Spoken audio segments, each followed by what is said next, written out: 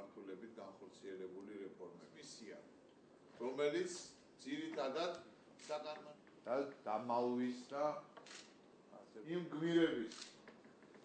წვლილი ძალიან სერიოზული მონიტორინგი ევროკავშირის, რომლებიც ქვეყანას საუკეთესოდ წარმოადგენს პასუხისმგებლობის ფარგლებში და გარდა ამ ჩარჩოს ამ შეთანხმებისა ძალიან მნიშვნელოვანი პროგრესი დაფიქსირდა გასული წლის განმავლობაში. ყოველწლიური ეროვნული დღეს გვაქვს სამეთაურო საშტაბო სკოლის კურსანტებთან, ოფიცრებთან შეხვედრა, რომლებიც ჩემი ინფორმაციით ძალიან კარგად ფლობენ მიმდინარე პროცესებთან დაკავშირებულ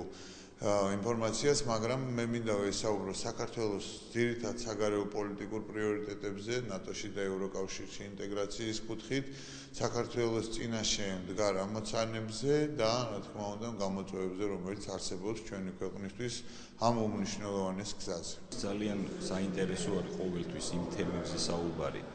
ის დისკუსია, ის აზრები, ყველაფერი, რასაც ჩვენი სტუმრები, ჩვენი კურსის სტუმრები